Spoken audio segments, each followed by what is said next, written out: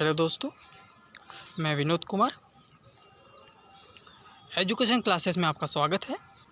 और आज मैं लेके आया हूँ जनरेशन ऑफ कंप्यूटर की पीढ़ी दर पीढ़ी क्या अपडेट किए गए और किन किन अपडेटों के आधार पर कंप्यूटर को अलग अलग नई तकनीकी के आधार पर अपडेट किया गया, उसी के बारे में हम संपूर्ण जानकारी लेंगे।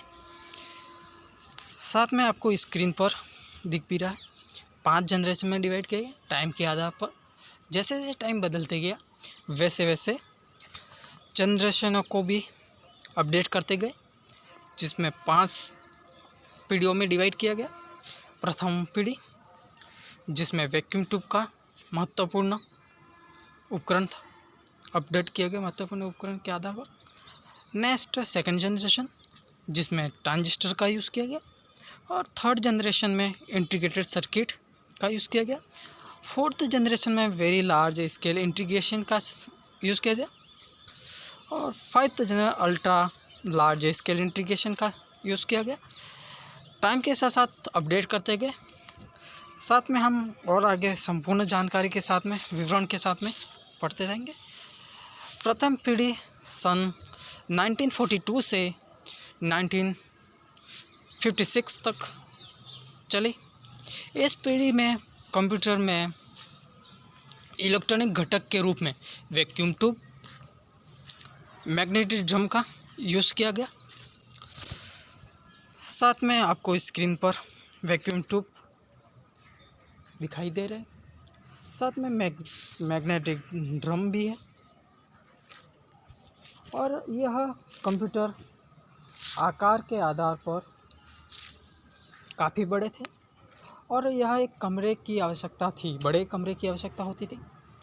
काफ़ी महंगे भी पड़ते थे, और गर्मी के टाइम में बहुत गर्मी पैदा करते थे, और यह ठंडा करना भी पड़ता था।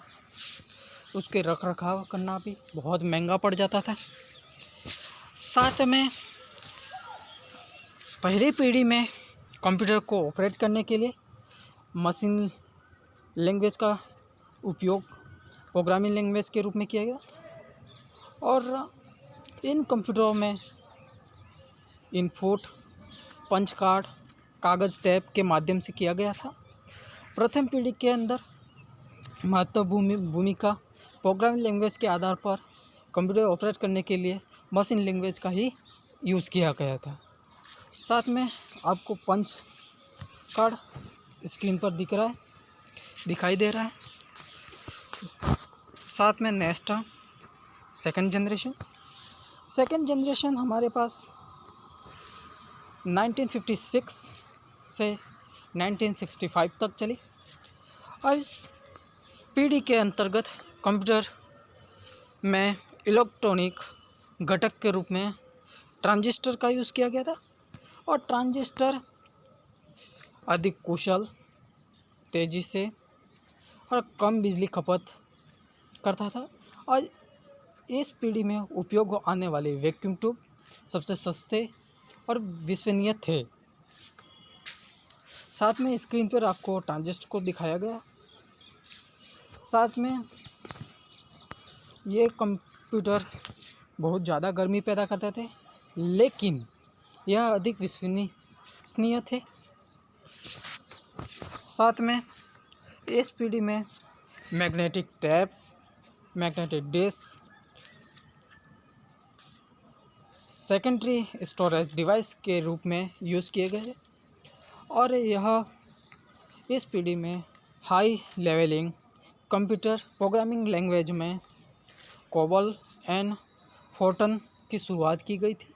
इसलिए इसके अंतर्गत महत्वपूर्ण भूमिका नए उपकरण को इंस्ट्रूमेंट को यूज़ किया गया था, जो कोबल और फोर्टन का शुरुआत किया था सेकंड जनरेशन के अंतर्गत। लेकिन प्रथम जनरेशन के अंदर हमने मशीन लैंग्वेज का यूज़ कर दिया था, जो सेकंड लैंग्वेज अपडेट करने पर किया, जिसमें कोबल और फोर्टन का शुरुआत कर दी। और साथ में नेक्स्ट हम पढ़ेंगे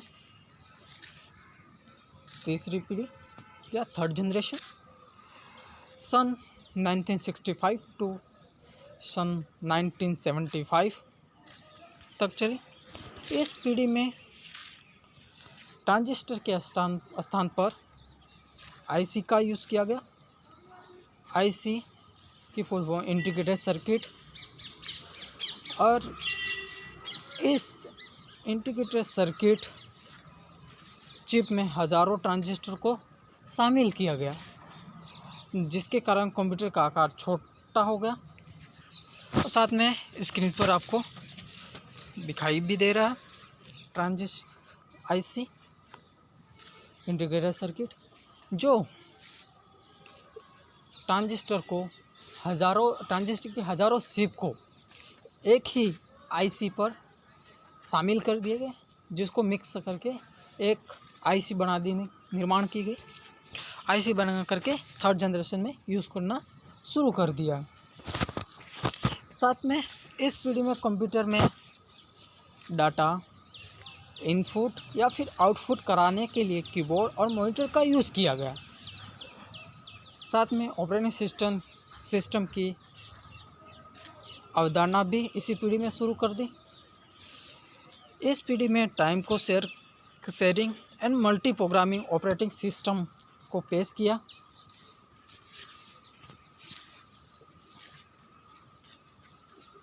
और तीसरी पीढ़ी में हाई लेवल प्रोग्रामिंग लैंग्वेज में फोर्टन, पास्कल, बेसिक इत्यादि का यूज़ करना शुरू किया। साथ में फोर्थ जनरेशन के अंतर्गत सन 1975 टू 1988 तक चली।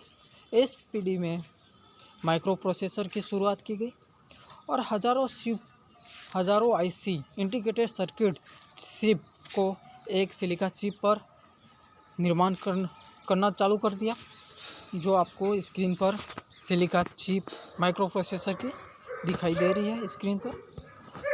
साथ में माइक्रो प्रोसेसर चिप सिलिका की बनी होती है। नेक्स्ट इस पीढ़ी में VLSI very large scale integration technology का यूज़ किया गया। इस पीढ़ी का आकार भी बहुत ज़्यादा छोटा हो चुका था, जो फोर्थ जनरेशन के अंतर्गत इस पीढ़ी में time sharing, real time processing, distribution operating system का यूज़ किया गया। और इस पीढ़ी में हाई लेवल प्रोग्रामिंग लैंग्वेज में C++ इत्यादि यूज़ करना शुरू कर दिया गया। साथ में फिफ्थ जनरेशन, पाँचवीं पीढ़ी के अंतर्गत सन 1988 से अब तक चल रही है। इस पीढ़ी में एक नई तकनीकी उभर कर आई, जिससे ULSI कहा जाता है। ULSI की full form ultra large scale integration कहा जाता है, फुल फॉर्म होती है। और इस तकनीकी के अंतर्गत हज़ारों, लाखों, 10 लाख माइक्रो प्रोसेसर चिप को शामिल किया गया। और इस पीढ़ी में artificial intelligence and voice recognition, mobile संचार, सैटेलाइट संचार, सिग्नल डाटा प्रोसेसिंग शुरू कर दिया गया। और इस पीढ़ी की हाई लेवल प्रोग्रामिंग लैंग्वेज में जावा, VB, नेट इत्यादि का यूज़ करना शुरू किया, जिसमें प्रथम जनरेशन के अंदर हम वापस देखते हैं, जिसमें प्रथम जनरेशन 1942 से 1956 तक चला, 1956 से 1965 तक, और 1965 से 1975, और 75 से 88 से वर्तमान तक चल रहा है पीढ़ी। साथ में प्रथम पीढ़ी के अंतर्गत vacuum tube and magnetic drum का यूज़ किया। द्वितीय पीढ़ी में ट्रांजिस्टर का यूज़ किया। और थर्ड पीढ़ी में